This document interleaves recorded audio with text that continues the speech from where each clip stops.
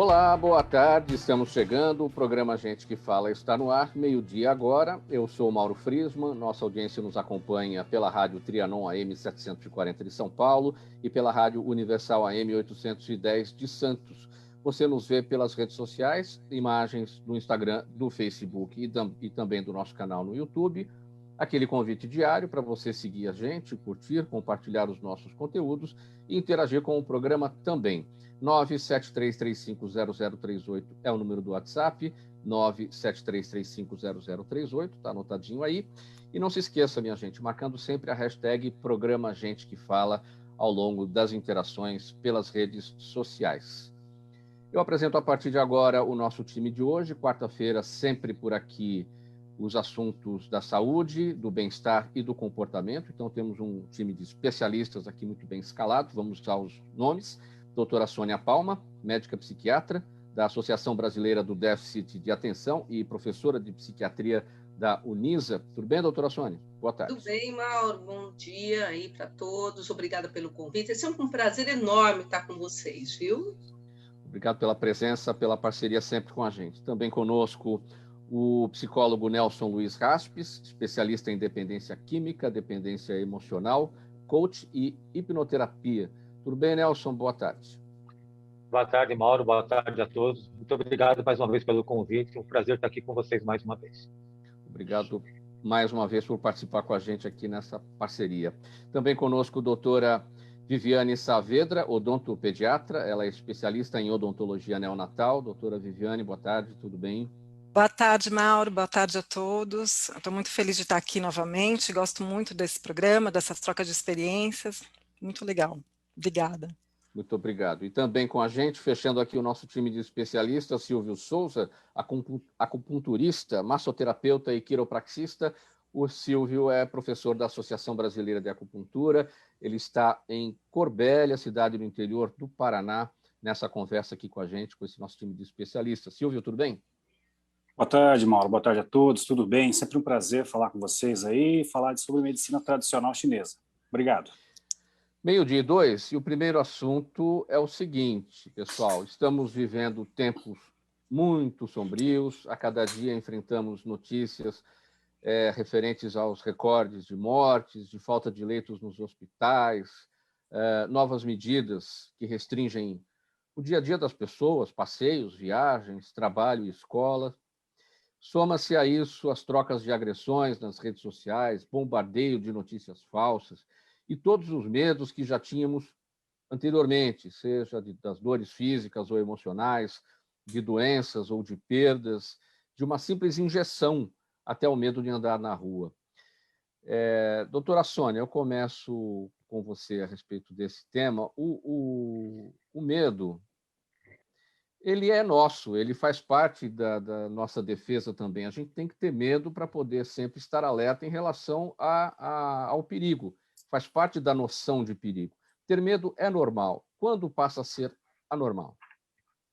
Então, essa é uma pergunta ótima, né? O medo fez com que a gente evoluísse das cavernas até hoje, né? A gente olha para o lado antes de atravessar a rua, senão a gente é atropelado, a gente usa máscara porque tem medo do Covid. Então, assim, esse medo é o medo que nos ajuda. Quando a pessoa passa a sofrer, então a ter sintomas físicos como sudorese, taquicardia, tremor, sensação de que vai morrer, perder o sono, não conseguir mais dormir, ficar ruminando, né, a preocupação, isso vai ter um impacto tanto emocional como comportamental na vida dessa pessoa, ela passa a ser um medo patológico, um medo que a gente precisa intervir, seja com uma psicoterapia, seja com medicamento, seja com orientação, mas precisa, porque vai impactar as funções normais dessa pessoa. Ela deixa de trabalhar, ela deixa de se relacionar, ela não sai mais de casa, ela passa a comprar um monte de remédio, por exemplo, agora, né, nessa situação, tem muita gente tomando vários remédios que muitas vezes não tem nenhum embasamento, né, não nem vou entrar muito nisso, mas assim, porque estão com medo. Só que esse medo pode levar, por exemplo, tem algumas medicações que as pessoas estão tomando, pode levar a uma falência aguda do fígado. E a pessoa acaba não morrendo de Covid, mas morre, ou precisa de um transplante hepático, por exemplo, de fígado. Então, Mauro, nessas situações, o medo deixa de ajudar e ele atrapalha muito, muito mesmo. Nelson Raspes, o medo tem graduações? Por exemplo, ansiedade. Ansiedade é medo? A síndrome do pânico é um medo exacerbado, é um outro patamar? Ou seja, existem graduações para o medo?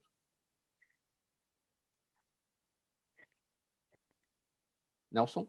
Eu acho que pegando o gancho que a doutora falou, o medo hoje em dia ele está muito mais acentuado, eu observo através até dos pacientes que eu atendo, que já não está mais num grau, vamos dizer assim, considerado aceitável, já está num grau extremamente alto, a ponto de eu ter pacientes que já estão perdendo qualidade do sono há muito tempo, né?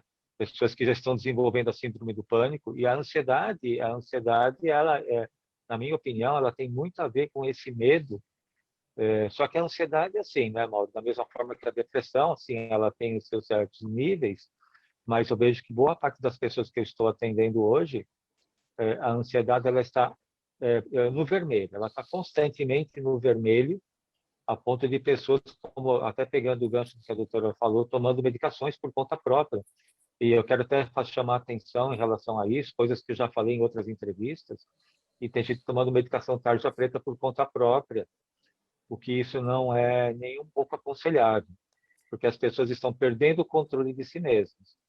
Então, eu sempre falo para elas tomarem cuidado com isso e estarem sempre consultando um profissional, que é o que é mais recomendado. E tem chegado muito disso aí no seu atendimento em relação ao uso de medicamentos, né, por conta própria, coisa que é completamente contraindicada? Alguns casos, sim. Alguns casos, pessoas que já atendi várias pessoas que conseguem receitas ou normalmente assim, pegam receitas às vezes de médicos conhecidos, mas não tem aquele acompanhamento periódico, o que é aconselhado que tenha, ou muitas vezes alguém da família emprestou uma caixinha de medicação. E aí a pessoa vai tomando por conta própria, o que é extremamente perigoso, até porque muitas dessas medicações causam dependência química, dependência física e também psicológica. Nelson, eu vou seguir a conversa aqui com os Posso falar demais. rapidinho sobre isso? Só um instantinho, Tá. Sônia. Só quero pedir uma gentileza para o Nelson. Nelson, se está com algum problema na sua conexão, enquanto a gente segue a conversa aqui, desconecta e volta para a sala, e aí a gente vê como é que fica. Sua imagem ficou pequenininha, e isso é um sintoma de que a sua conexão não está legal. A gente espera aqui. Enquanto isso, a Sônia fala. Vamos lá, Sônia. Não, rapidinho, que o Nelson falou é tão importante que devia até ficar escrito, né? Não tomar medicação por conta própria, né? Eu acho que isso que o Nelson colocou é muito bom. Era só isso que eu queria ressaltar, né? Sim. Doutora Viviane, o medo, como é que isso está se expressando aí no consultório dentário? A gente já tem um medo do próprio consultório dentário, né? É o medo do motorzinho, é o medo da agulha da anestesia, mas aí soma-se a isso o medo da própria da COVID. contaminação, né? Da contaminação. Então, não tem como a gente negar, né? Então, o que a gente tem percebido é mesmo, até teve uma reportagem recente sobre um desastre odontológico que pode acontecer, né, depois dessa pandemia, porque muitas pessoas já não tinham foi o mesmo que você falou, já tinha medo, já não ia fazer uma rotina como deveria. E agora, então, porque aconteceu o seguinte, a gente fechou os consultórios por 3 meses na primeira onda, quando retornamos, muitas pessoas não quiseram voltar, com medo mesmo da contaminação. Eu sou odontopediatra, então, assim, atendo muitas crianças, bebês, o que eu percebi é que quando elas começaram a retornar, lá depois dos 9 meses, teve muitas alterações importantes. Então, isso vai acontecer não só na minha área, como em outras, né? Mesmo na área de ortodontia, na área de ATM, ranger os dentes, porque todas as complicações, quando chegam agora, depois desse tempo que não conseguiram fazer as suas rotinas, está muito grave. Então, tem criança que nunca teve cárie, começou a ter. Teve criança que já tinha uma incidência grande e começou a vir com abscesso e problemas que vai ter intervenções maiores, porque antes, se tivesse vindo no período, isso não ocorria. Então, assim, é assustador. Eu pensei que, assim, no meu dia a dia, eu comecei a ver muito isso, e realmente isso é mundial. A gente tem reparado muito isso, e os hábitos, e por quê também, né? Ao mesmo tempo, os hábitos mudaram muito. Você imagina aquela criança que ia para a escola, então ela tinha uma rotina, ela comia direitinho, ela tinha a área de escovar o dente, tinha tudo isso. Agora, imagina elas dentro de casa, os pais em home office, eles comendo demais, né? Porque é realmente normal, né? Todo mundo, eu acho que todo mundo abusou dos doces, eu inclusive. Então, assim, todo mundo acaba tendo esse consumo maior e acaba não escovando o dente. E isso dá uma consequência muito boa, principalmente muito ruim, na verdade, né? Principalmente para aquelas crianças que já têm uma tendência.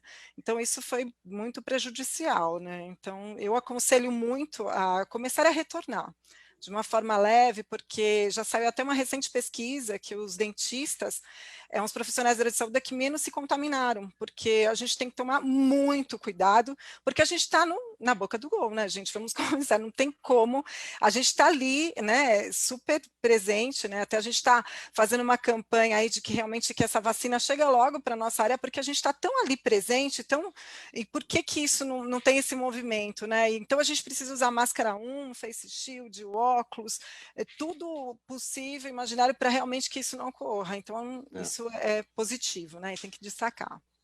Silvio Souza, como o tratamento do medo evolui aí ao longo da história, dentro da medicina, da tradicional medicina chinesa? Bem, para a gente falar sobre as emoções em medicina tradicional chinesa, a gente precisa entender, primeiro, que para conseguir a saúde dentro da visão, e para não me tornar repetitivo, o que eu falar sempre é baseado, vendo do prisma da medicina tradicional chinesa, da acupuntura, especificamente, é o reequilíbrio do yin e do yang, de como estão as nossas emoções, como está a nossa alimentação, como está a nossa atividade física. E as emoções são um ponto fundamental quando a gente fala de saúde, principalmente o medo, como a doutora falou já no comecinho, que esse medo, eu preciso entender que ele é positivo. As emoções da medicina chinesa, a raiva, a alegria, o pensamento, e aí entra o medo, eles são positivos. Esse medo que fez nós voltarmos a coisas básicas que nós não tínhamos, que é higienizar a mão, usar máscara, tomar cuidado com alguns ambientes, né? A cada paciente tornar essa higienização. Então, esse é o medo positivo, aquele medo que te previne. O grande limiar do negócio, nossa linha divisória está te impedindo de fazer alguma coisa, te travou para fazer alguma coisa, aí já é algo a ser tratado. Lembrando que em medicina tradicional chinesa, 3 evoluções acontecem para que se torne um problema crônico, e aí o corpo manda sinais. Primeiro, ele começa psicoenergético, onde a gente tem a parte psicológica, acontecem algumas questões e modificações dependendo do ambiente e dependendo de como eu estou. A segunda fase é a fase funcional, onde eu começo a ter problemas relacionados com funções do meu corpo. Intestino que não funciona bem, o sono que não chega naturalmente ou é interrompido de alguma forma. E a última fase é a fase lesional. E aí já pego o gancho também da doutora que falou sobre a parte odontológica, que dentro da visão da medicina chinesa, os dentes são o excedente dos nossos ossos, que fazem todos eles parte do elemento água, linkados a um órgão que é o rim, e a emoção presente dentro desse núcleo todo é exatamente o medo. Sim. E o que é que tem chegado aí para o seu dia a dia, no seu consultório, em relação aos medos do que estamos vivendo agora, que é a pandemia? Certo. O medo, ele traz algumas questões que os pacientes chegam não necessariamente relatando alguma disfunção relacionada à parte emocional. Mas, por exemplo, na visão da nossa medicina chinesa, a nossa região lombar, por exemplo, os ossos, mas principalmente a região da lombar, ela é regida pelo rim. E o rim, como engloba essa emoção do medo, pessoas constantemente chegam com problemas lombares. Dores lacinantes, dores com limitação de movimento. Tudo isso, nós fazemos uma anamnese e normalmente chegamos à emoção do medo nesse momento que está tomando conta de todo o ambiente. E isso, essa dor que esse paciente relata, nada mais é do que uma manifestação do corpo dizendo, está acontecendo isso comigo. Então o corpo está te mostrando, só que a gente não consegue entender muito bem. E cabe a nós, no meu caso, profissional em medicina tradicional chinesa, identificar e tratar essas questões aí. 12h15, os assuntos da saúde, do bem-estar e do comportamento, presentes nesta edição de quarta-feira do programa Gente que Fala, Rádio Trianon AM 740 São Paulo, Universal AM 810 Santos, e você também nos vê pelas imagens das redes sociais. Mais um assunto por aqui para a gente tratar. Além da questão da Covid-19 propriamente, essa pandemia tem levado a todos um outro inimigo, é o estresse, um conjunto de reações físicas e psíquicas desencadeadas pelo próprio organismo. E com o prolongamento do quadro atual, especialistas estão alertando para um problema que pode se tornar ainda maior, pois quando o estresse é uma constante, a tendência é que ele se torne um gatilho para outras doenças físicas e mentais. Doutora Sônia, acho importante a gente entender exatamente o que é o estresse, sabe por quê? No dia a dia, tem muita gente que fala assim, hoje eu estou estressado, não mexe comigo que eu estou estressado. Uns falam, não fala lá com fulano hoje que ele está meio estressadinho, né? E esse estressado, esse estressadinho é o sentido do irritado. Hoje eu estou irritado, o fulano está irritadinho. Não é o estresse propriamente dito. O estresse é um problema muito maior, a gente deve estabelecer aqui o que é e no extrapolamento, onde é que a gente vai chegar com isso. O estresse, na verdade, faz parte de uma questão física, né? Nós temos o eixo hipotalâmico hipofisário adrenal, que é o nosso câmbio, que nem o do carro, que coordena todas as nossas hormônios, e com isso as nossas emoções, e o estresse é uma alteração disso, né? Aumenta hormônios importantes que vão, então, por exemplo, uma situação de luta e fuga. Se eu encontro um cachorro na rua raivoso, ou eu bato no cachorro, eu corro. Isso provoca uma série de reações orgânicas para que eu possa me sair bem dessa situação. Isso que provoca, então, um estresse, mas um estresse fisiológico para produzir, então, uma saída dessa situação.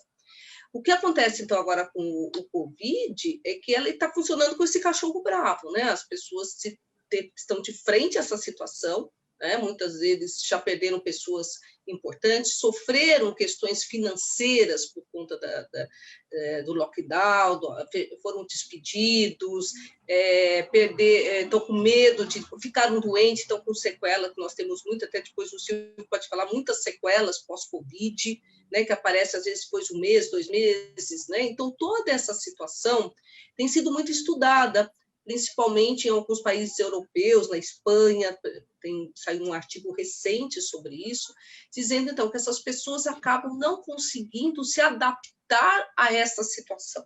Então, o que provavelmente o transtorno mais comum, consequente ao Covid, vai ser o transtorno de ajustamento, o transtorno de adaptação, que é um transtorno da ansiedade, que é justamente isso. Quanto os meus recursos internos, eles não conseguem dar conta da demanda que vem externa, um estressor externo, e eu não consigo ter recursos internos para cuidar disso. Levanta, então, ansiedade, depressão, irritabilidade, pode ter insônia, como a gente conversou, o Silvio também falou, insônia grave, aumenta muito o risco de suicídio, o transtorno de ajustamento, de adaptação, aumenta muito o risco de suicídio. Então, isso é uma coisa que a gente ainda vai ver, passado tudo, né, passada essa pandemia, as sequelas podem ficar por mais 5 anos, é o que os estudos mostram, né? Então, mesmo que se hoje a gente conseguisse extinguir o vírus, ainda teríamos repercussões emocionais, financeiras, sociais, econômicas por mais 5 anos. Então, toda essa situação é que vai dar, então, a essa conotação de transtorno de adaptação, transtorno de ajustamento, que é essa dificuldade de lidar com a situação. Nelson, a questão do estresse, até onde você, na sua área, na psicologia, vai com o tratamento do estresse? Até onde é a sua parte? Quando, olha, não dá mais aqui, na minha especialidade, aí já é a psiquiatria, por exemplo, é o trabalho da doutora Sônia. Eu, na verdade, Mauro, eu sempre encaminho, pelo menos para fazer uma avaliação psiquiátrica, quando eu vejo que a pessoa ela já está num estado de estresse emocional muito acentuado. Principalmente, eu tenho pegado uns casos paralelos, que a gente está falando da Covid, eu tenho pegado muitos casos de pessoas que, mesmo estando e trabalhando em home office, estão sofrendo crise de burnout em função da pressão das próprias empresas. Sim. E eu tenho feito um alerta para essas pessoas, para elas também procurarem ajuda psiquiátrica, porque equilibrar trabalho profissional. Eu tenho pacientes que têm crianças pequenas em casa porque não podem ir para a escola. Tem que dar atenção para os filhos, tem que fazer lição de casa, o filho quer brincar. E a pressão da empresa, no sentido até de trabalhar horas abusivas do horário comercial, mais, né? a ponto de trabalhar 15, 16, 17 horas por dia. Eu tenho pacientes que estão colapsando em função disso, não é só a pandemia que está a questão do colapso, né? A questão emocional, e eu tenho orientado de pessoas a procurarem ajuda médica. O que mais vem para mim é assim, mas eu vou ficar dependente de remédio.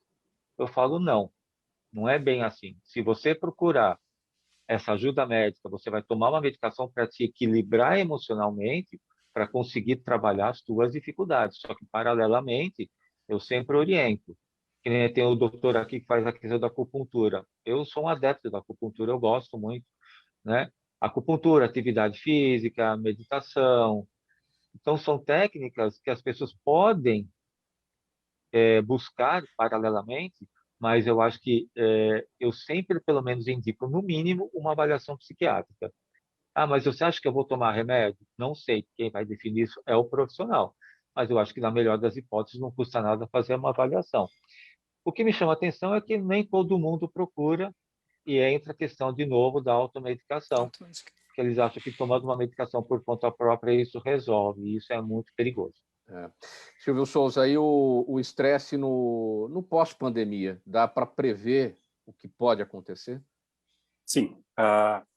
Vou ao encontro do que os colegas falaram aí, e é muito interessante essa parte que a acupuntura converge muito com isso, que é essa questão da nossos estados emocionais primitivos, que é o enfrentamento ou a fuga. Isso é fato.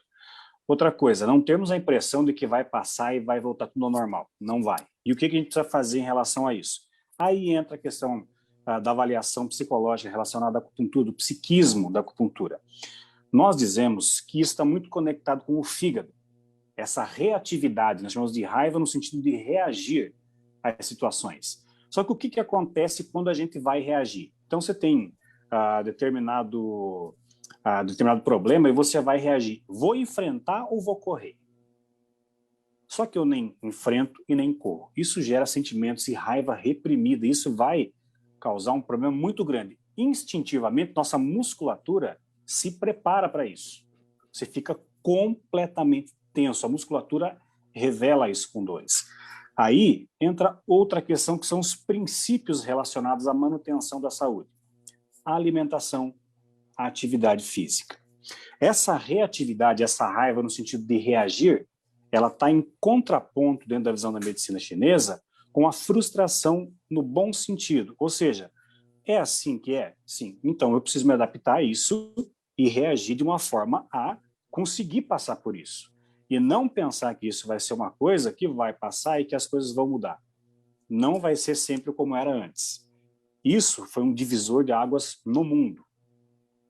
Para a nossa geração atual, aí, que não acompanhou outras, né? E a acupuntura vai justamente trabalhar com alguns pontos, algumas indicações de alimentação e condutas, principalmente em mudança de hábito. Em o dia 23, programa Gente que Fala, edição de quarta-feira, sempre com os assuntos da saúde, do bem-estar e do comportamento. A gente precisa ir para um intervalo. Na volta, nós vamos falar sobre dependência emocional, quando a situação passa do limite. Um minutinho, a gente já volta. Até já. Está precisando de certificado digital? A SP Certificados é especializada para atender micros e grandes empresas de forma simples, rápida e descomplicada, com preços a partir de R$ 149, localizada por toda a Grande São Paulo para estar junto de você, com o certificado digital ideal para sua necessidade. Entre em contato conosco, telefone 11 3854 1144 ou acesse nosso site spcertificados.com.br. Os melhores trabalhos de comunicação nunca abrem mão de um excelente instituto de pesquisas. A Orbis é um instituto de pesquisas que une precisão e confiabilidade estatística com a mais alta tecnologia em pesquisas do mercado. Na sua próxima pesquisa, se eu fosse você, chamava a Orbis. Até porque o sucesso é consequência direta da informação que você tem e o que você Meio-dia e 25, programa Gente que Fala. Estamos de volta com os nossos assuntos sobre a saúde, o bem-estar e o comportamento. Você nos acompanha pela Rádio Trianon, AM 740 São Paulo. Estamos também na Universal AM 810 Santos e nas redes sociais, Instagram, Facebook e no nosso canal no YouTube. O próximo assunto é o seguinte: a dependência emocional costuma ter sinais claros, mas quem está na situação nem sempre consegue enxergá-los. Ciúme, controle e possessividade são indicadores dessa dependência, que em geral acomete relacionamentos conjugais, mas também pode acontecer entre amizades e até entre familiares. O amigo que quer atenção integral, ou a mãe que acredita que deve dar atenção total a um filho único, ou a um único filho, entre outros exemplos. Mas nem sempre o problema é tão fácil de ser identificado e muito menos de ser superado. Nelson, e aí, como é que a gente identifica quem está dentro do problema, né? Como é que identifica que tem a dependência emocional? Quem está fora já logo vê, né? Mauro, esse assunto eu trato bastante. Existe um termo que a gente chama codependência, né? Esse termo de codependência é de você viver numa relação doentia dentro da sua casa. E eu trato muitas pessoas no quadro de dependência química, alcoolismo. E aí você pode ver que aí são exemplos clássicos de quadros de dependência emocional. São aquelas pessoas que vivem a relação doentia e não conseguem se desvencilhar delas. É uma dependência emocional constante, como se somente aquela pessoa fizesse parte da vida dela. Então, exemplos clássicos disso, aquelas pessoas que querem fazer tudo pela pessoa, que querem carregá-la no colo, que não querem deixá-la passar dificuldade, quer resolver todos os problemas dela, quer tomar conta da vida daquela pessoa, faz com que ela anule-se emocionalmente como pessoa. Eu não estou em primeiro lugar, está o outro em primeiro lugar. Então, ela não mede esforços para outra pessoa, mas, ao mesmo tempo, ela também não coloca limites para ela.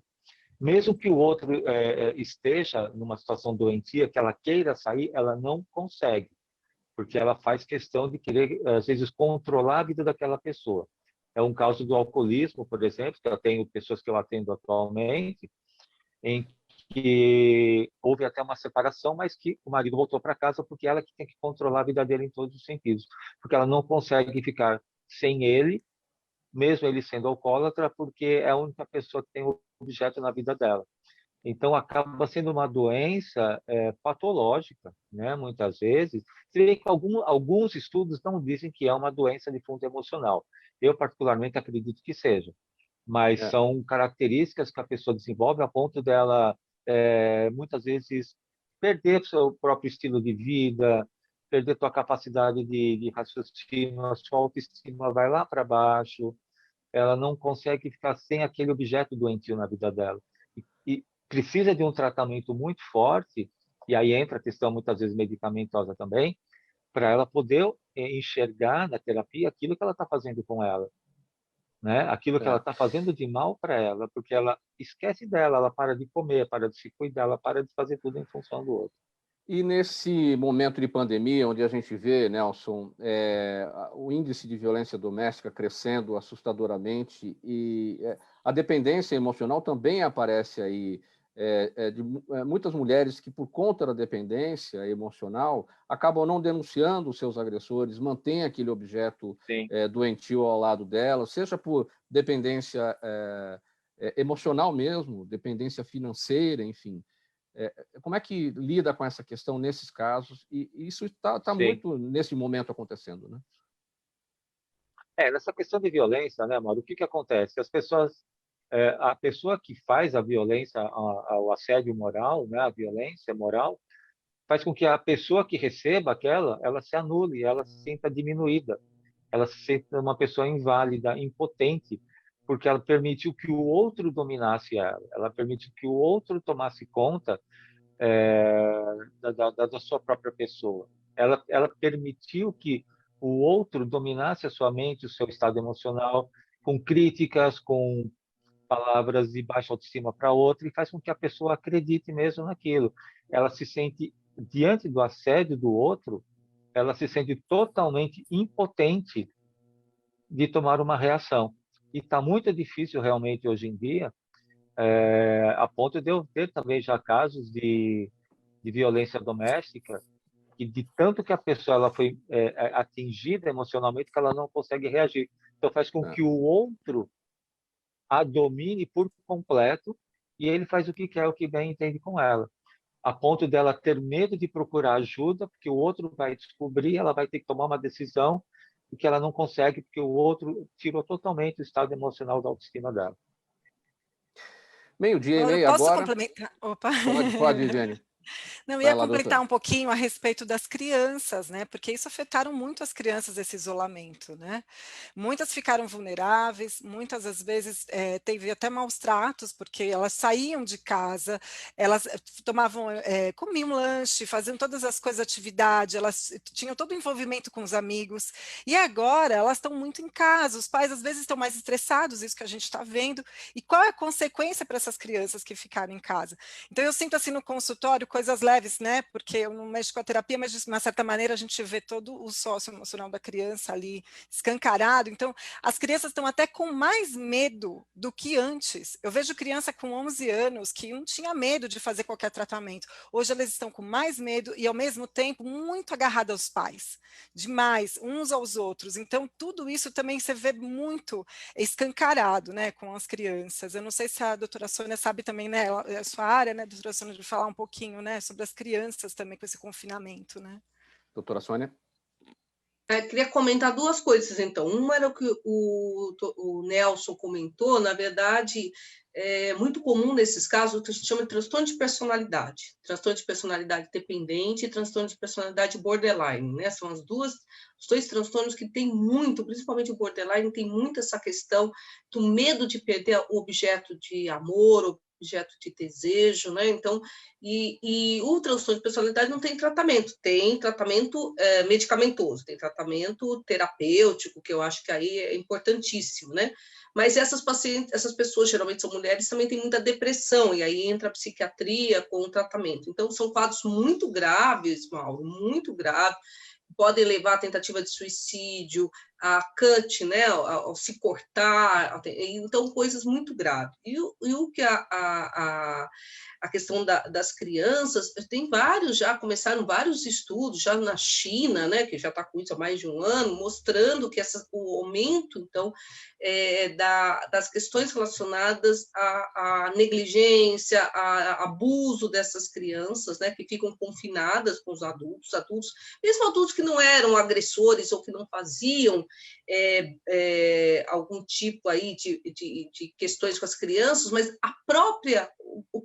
ficar todo mundo confinado, né, no mesmo espaço, aumenta muito as tensões, aumenta muito o estresse, que o Silvio, né, eu comentamos, e as crianças são o alvo mais frágil dessa relação, toda essa cadeia, as crianças e as mulheres dependentes, muitas vezes, ou emocionalmente ou financeiramente, que é uma outra questão, acabam sofrendo muito.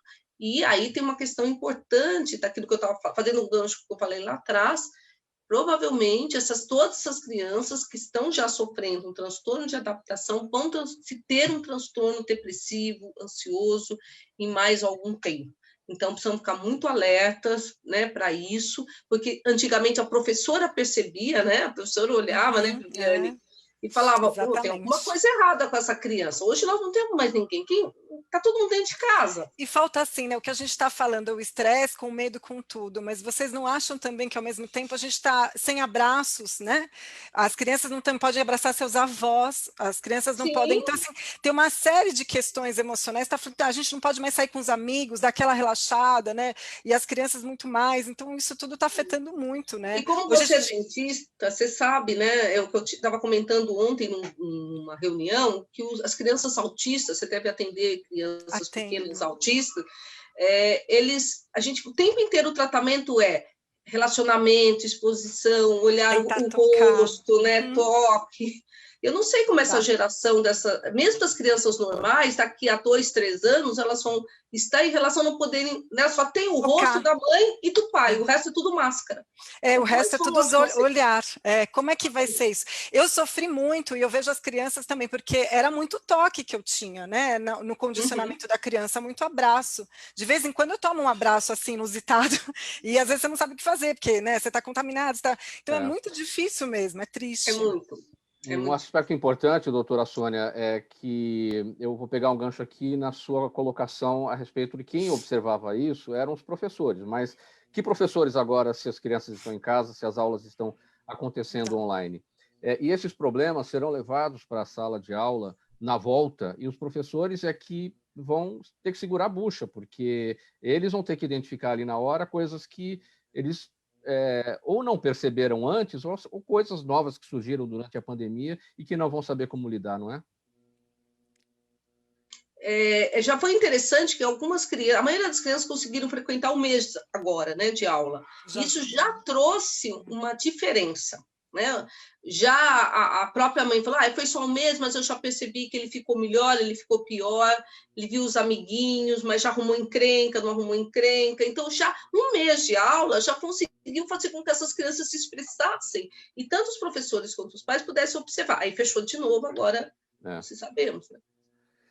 Muito bem, minha gente, faltando 24 minutos para 1, antes do nosso próximo assunto aqui, uma mensagem do governo de São Paulo, para você que acompanha o programa Gente que Fala.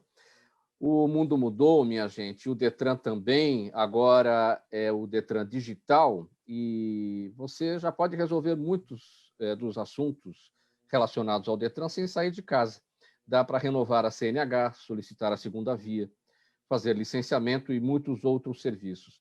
Tudo isso simples, de forma simples, pelo celular, no aplicativo do Poupa Tempo. É fácil e, claro, se você tiver dúvidas, é só entrar no detrandigital.sp.gov.br, nesse endereço na internet. Lá tem vários vídeos que podem te ajudar no passo a passo para a realização desses serviços no Detran. Detran, Governo de São Paulo, Estado de Respeito. 12h37, o nosso próximo assunto, a medicina tradicional chinesa. Mas nós vamos para o intervalo e daqui a 1 minuto a gente volta com esse assunto aqui no programa Gente que Fala, edição de quarta-feira. Até já. Está precisando de certificado digital? A SP Certificados é especializada para atender micros e grandes empresas de forma simples, rápida e descomplicada, com preços a partir de R$ 149. Localizada por toda a Grande São Paulo para estar junto de você, com o certificado digital ideal para sua necessidade. Entre em contato conosco, telefone 11 3854 1144 ou acesse nosso site spcertificados.com.br. Toda ação estratégica de sucesso tem um componente fundamental, um instituto de pesquisas ético, rápido e preciso. Afinal, é ele que vai fornecer informação confiável, sem achismos e palpites. E isso, numa época de mudanças rápidas e repentinas, é fator crítico de sucesso. A Orbis é um instituto de pesquisas que une precisão e confiabilidade estatística com a mais alta tecnologia de pesquisas do mercado. Tem inteligência artificial, robótica, big data, entre outros recursos, para que você tenha uma informação correta, confiável, com o menor custo e no menor tempo possível. Na sua próxima ação, seja ela corporativa ou política, comece pela Orbis, porque com a informação correta você vai mais longe, mais rápido e com mais segurança.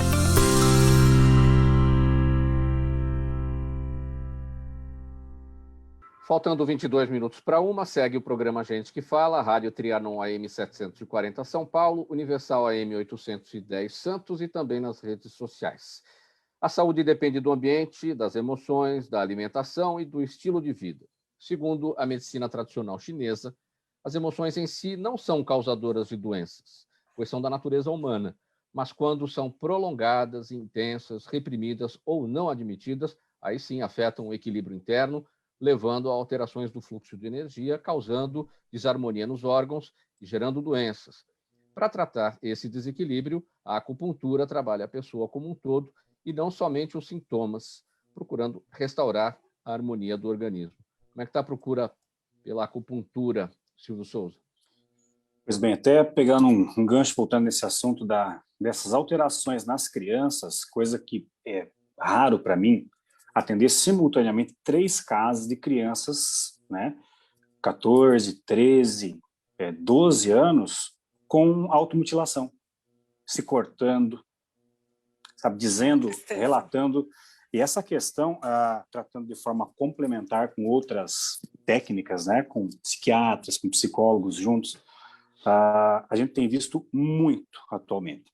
Dentro dessa visão da medicina tradicional chinesa, a base da nossa saúde para a medicina tradicional chinesa é a nossa alimentação e a nossa atividade física, trazendo mais ar, oxigênio, respiração. Então, é o primeiro fator que a gente experimenta quando a gente nasce. Então, o primeiro deles é quando você abre o yang, que nós chamamos que é o ar, e o yin, que é a alimentação da terra, tudo que nós comemos. Então, a primeira coisa que você faz quando você nasce é respirar. Nesse momento, você abriu o teu pulmão, abriu o teu yang para receber o ar, que é extremamente importante e se dá principalmente pela atividade física e técnicas de meditação. A outra já é a amamentação, que é a primeira vez que você experimenta esse yin da terra. E, consequentemente, a partir desse momento, a alimentação vai basear o que a nossa saúde vai representar no futuro. As emoções, como você bem falou, elas não são determinantes, e elas são positivas, né, para a nossa manutenção da saúde. Por exemplo, se eu não tiver reatividade para enfrentar, por exemplo, o momento que nós estamos passando, eu vou ficar apático a isso. Então eu preciso ter essa raiva no sentido de reagir, que até a tradução correta seria reatividade, para eu conseguir passar por isso, tomar medidas, me cuidar, me alimentar melhor e principalmente uma coisa que eu vejo muita gente e eu indico muito sempre, que é atividade física somada. Isso, juntamente com a alimentação, é a base da nossa saúde. Se você pensar, quem não se alimenta bem, quem é sedentário, como que está a imunidade dessa pessoa? Baixíssima, é um predisposto, né, e é um grande candidato a ter complicações em caso de contato com o Covid. Sim. Então, estamos falando de emoções reativas. Essas são as emoções que fazem com que a gente se mexa no dia a dia em relação às coisas. O que a gente não pode é que deixar que as emoções tomem conta e que passem dos limites. Aí isso vai trazer as doenças. Esse é o grande problema. Então, as 5 emoções primárias da medicina tradicional chinesa são a raiva, que nós podemos chamar de reatividade, a alegria, a reflexão, tá? A tristeza e o medo. Essas 5 emoções, elas são inerentes ao ser humano. Por exemplo, a tristeza. Eu preciso, se eu passo por um momento triste, uma perda, uma separação, né, um fim de qualquer coisa, um fim de ciclo que nós chamamos, eu preciso passar por um estado de enlutamento para ganhar força, né? Não conformar-se, mas confortar-se, ganhar força com isso para seguir adiante. O medo, da mesma forma como nós abordamos. A reflexão e a alegria. Eu preciso ter esses estados dentro de mim. Agora, quando a raiva vira ódio, aquilo que eu me alimento dele, que o tempo inteiro eu estou sendo dominado por aquilo, nós chamamos que isso é um aumento do yang. E aí causa a tal insônia, para citar um dos problemas. Quando a alegria se torna excitação mental, com gigantescas cargas de pensamento o tempo inteiro com esse pensamento acelerado. A reflexão se torna preocupação, a tristeza se torna depressão e o medo se torna pavor, aí complica. Silvio, bem brevemente, para a gente fechar esse tópico, essa última explicação me chama a atenção para o seguinte, essa raiva, esse ódio que hoje em dia existe nas redes sociais, por N assuntos, mas especialmente por conta da política, essa polarização intensa em que um vê o outro como inimigo e não vê como um adversário, e que também vendo o outro como adversário, isso é construtivo, porque a gente acaba buscando o melhor para soluções em comum e para soluções da coletividade. Essa polarização vai chegar a trazer o que exatamente? Quando a gente pensa que isso traz ódio, que isso traz raiva, que isso traz para dentro das pessoas emoções muito ruins e muito negativas. As 2 emoções predominantes nesse momento são o medo e a raiva. Essa raiva, a medicina chinesa, né, da reatividade, quando se torna esse ódio, ela intoxica o nosso fígado pela medicina chinesa. O nosso fígado cuida, além de tudo, dos músculos, dos ossos, das unhas, do livre fluxo de sangue, levando nutrientes para o nosso corpo. O fígado cuidando dos olhos, olha que interessante, nós dizemos, fulano está cego de raiva. Ó, cuidado, não fala com ele hoje, como você mesmo abordou no começo, ó, esse está com sangue nos olhos hoje, não conversa com ele. Isso a medicina chinesa fala, o fígado cuida dos ossos, dos músculos, é o reservatório de sangue. E quando você fica muito enraivecido, você se cega. Aí acontecem esses crescimentos, por exemplo, em questões emocionais em casa, por exemplo, você dá um aumento enorme de agressão, né? Feminicídio, agressão, crianças sendo agredidas física e mentalmente. Tudo isso é aquela pessoa que fala assim, eu não sei, eu fiquei no momento cego de raiva, só vi depois que eu fiz o rolo ali. Então, esse é o grande problema que traz a raiva dentro da pandemia, e essa é a explicação da medicina tradicional chinesa em relação a isso. Faltando 15 minutos para 1, e no Dia Mundial da Saúde Bucal, que foi celebrado agora no último dia 20, conselheiros e integrantes da Federação Dentária Internacional se reuniram para alertar que estão vendo em primeira mão as consequências catastróficas, consequências catastróficas do vírus na saúde dos dentes e nas gengivas das pessoas nos consultórios odontológicos do mundo todo. A preocupação é ainda maior na odontologia neonatal, já que as gestantes passaram a ter um medo ainda maior das visitas aos consultórios. Isso mesmo, doutora Viviane, medo maior das visitas aos consultórios? Sim, sem dúvida. As gestantes já tem aquele grande mito, né, que todo mundo fala, que é perigoso, que não é muito pelo contrário, né? É muito importante, as gestantes precisam fazer o controle não só natal, né, no médico, como também odontológico, que a gente chama de pré-natal odontológico. Imagina uma mãe gestante com uma dor terrível e consequências graves, ela pode até ter um parto prematuro, então isso seria considerado até urgência de ela passar, e realmente isso não tem acontecido. O que a gente consegue fazer hoje é conversar com as mães, orientar pelo telefone, fazer uma tele, né, para realmente fazer o que eu faço orientação direto pelo meu Instagram, por todas as redes que eu consigo, para ajudar, e fico aberta para dúvidas e ajudar essas pessoas que estão nessa dificuldade de não ir ao consultório. Isso vai ter consequências graves, eu já estou vendo.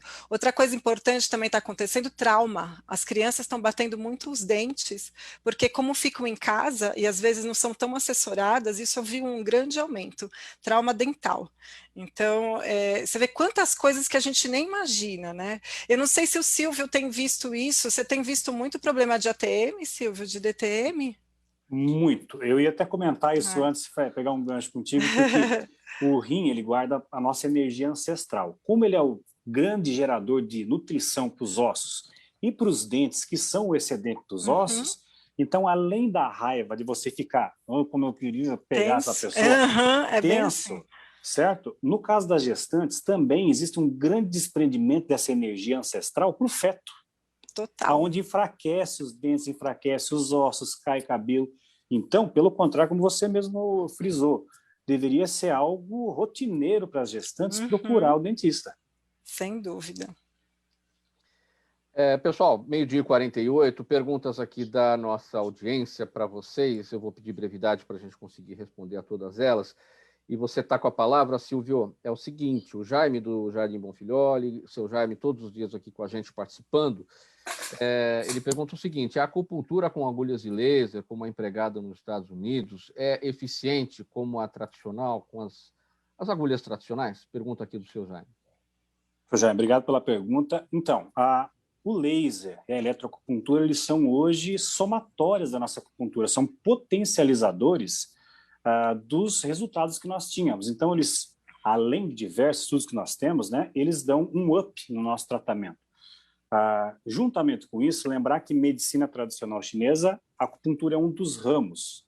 Dentro disso, nós também indicamos mudança de comportamento alimentar. Então, você indica alguns alimentos, tira outros dentro da visão da medicina tradicional chinesa, né, juntamente dos hábitos. Mas só para concretizar minha resposta em relação, sim. Além de ajudar, potencializa muito e são alternativas, inclusive, para as pessoas que, porventura, crianças, né, que tenham medo de agulha, por exemplo, o laser é uma alternativa juntamente com a acupuntura ou não, ou de forma separada, tá? Dói? Não, o laser é completamente indolor, você não sente nada. A eletroacupuntura, que é um outro recurso que a gente utiliza, ela é através de pulso. Então, você vai colocar a agulha, vai colocar os jacarezinhos, vai ter uma passagem de corrente positivo e negativo. E, obviamente, quem vai guiar isso é a sensibilidade de cada paciente da gente. Agora, uma pergunta minha, Silvio, por que em determinadas sessões de acupuntura tem dia que a agulhada não dói, tem dia que a agulhada dói? Às vezes no mesmo ponto. Perfeito. Existem algumas situações em que, por exemplo, isso dentro da medicina tradicional chinesa, quando você sente essa sensação da agulha, nós chamamos de Deqi, ou seja, é a sensação da energia circulando naquele meridiano e principalmente naquele ponto que está sendo colocado. Quando você tem uma sensação maior, pode ser por diversos fatores, uma introdução maior, né? Não necessariamente você vai colocar exatamente no mesmo lugar que você colocou em outra sessão, pode ser um pouquinho para o lado, pode pegar uma inervação, mas nós chamamos de Deqi, que é a sensação do Qi. É como eu estou naquele momento. Quanto mais preciso, a tendência, o que nós vemos na prática, é que mais a gente tem uma sensibilidade que se exacerba em relação a isso. Muito bom. Doutora Sônia, a Vera Lima, também nossa audiência de sempre no Facebook, pergunta até que ponto devemos respeitar a vontade de ficar sozinha de uma pessoa que está com depressão. Bom, se o isolamento, né, dessa pessoa, o desejo de não sair, de não ver pessoas, não fazer as coisas, é diretamente, não um estilo de vida, ela é um sintoma do transtorno depressivo, e isso é um dos critérios, né? A falta de prazer, a pouca atividade, a falta de... Às vezes parece até uma gripe, a pessoa fica muito debilitada, isso tem que ser tratado. Isso é um sintoma, que a gente chama de sintomas principais, né? Cardinais daí da depressão, então ela tem que ser tratada. Até porque, para a gente fazer o diagnóstico de depressão, os sintomas devem ter pelo menos 2 semanas e devem alterar a maneira como essa pessoa está na vida, como ela se relaciona com as pessoas, como ela se relaciona no seu dia a dia. Então, se nessas 2 semanas isso que essa pessoa sente não era o habitual dela, isso é um sintoma da depressão e ela tem que ser tratada. E depressão é uma questão biológica, então tem que ser tratada com medicação e acompanhada de terapia. Eu sou a maior fãzoca da terapia, Nelson. Eu encaminho todo mundo para terapia, porque é realmente importantíssimo que as pessoas se tratem como um todo, incluindo a visão, né, do Silvio, essa questão mais integradora, que é super importante.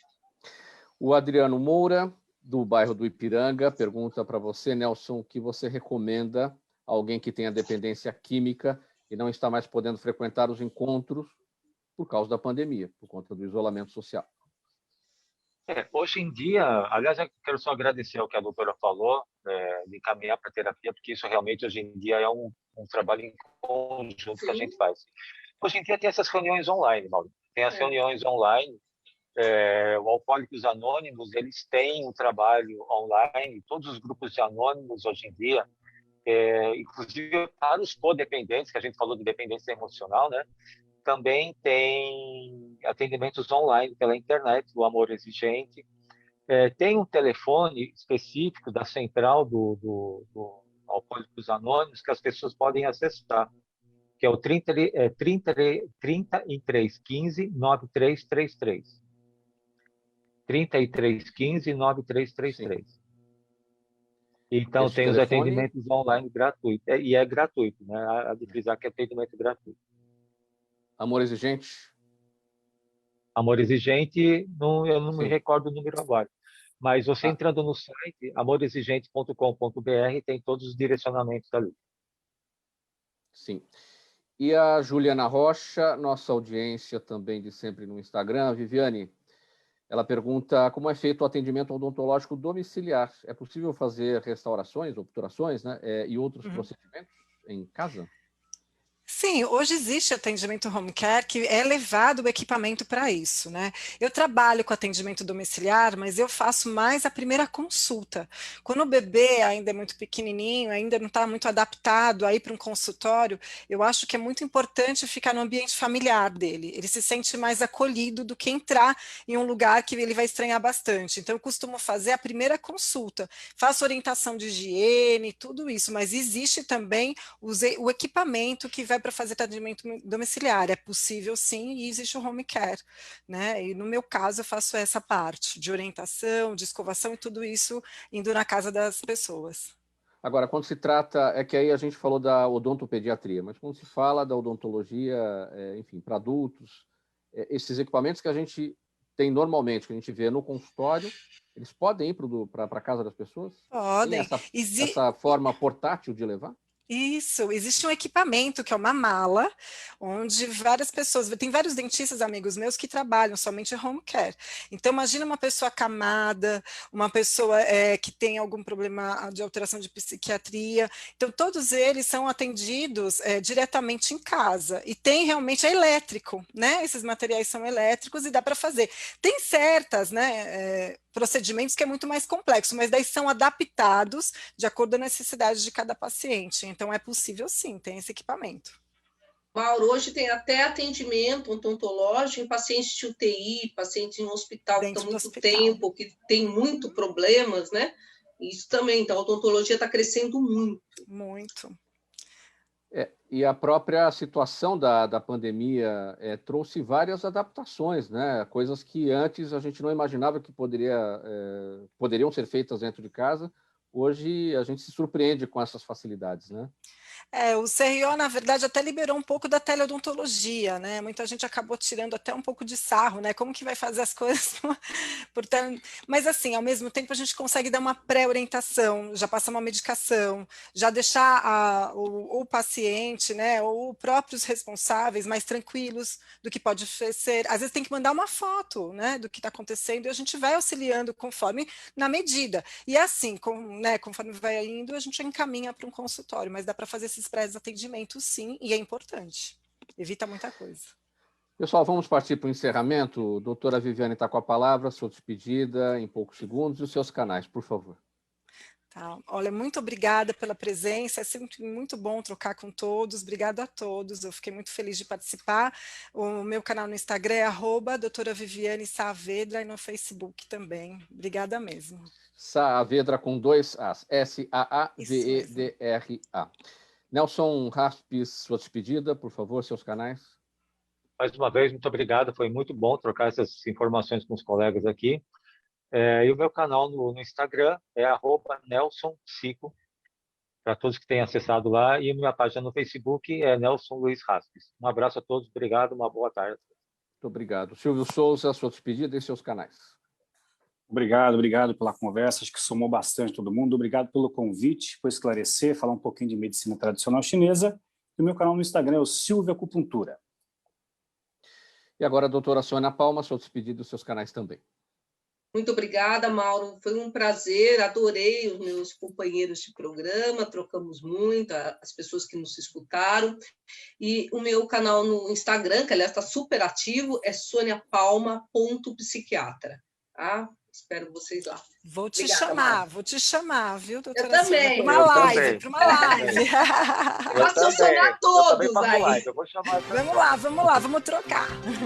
Muito obrigado, minha gente, pela presença de vocês nessa edição do programa Gente que Fala de hoje, tratando dos assuntos da saúde, do bem-estar e do comportamento. Agradecimento em nome da equipe do programa Gente que Fala. Com a gente hoje a médica psiquiatra a doutora Sônia Palma, o psicólogo Nelson Luiz Raspis, também a odontopediatra a doutora Viviane Saavedra e o acupunturista, massoterapeuta e quiropraxista Silvio Souza. Na mesa de som com a gente hoje, o Neildo Neres, na Rádio Trianon, a gerência técnica da emissora com o Sérgio Souza, apresentação minha, Mauro Friesman, pauta e redação do Pedro Schiavon, Zenilda Salvato, nossa diretora de produção, jornalista Fausto Camunha, nosso diretor-geral, e do outro lado, você, ouvinte, espectador, sempre a razão da nossa presença aqui todos os dias. Obrigado pela audiência, tchau, até amanhã.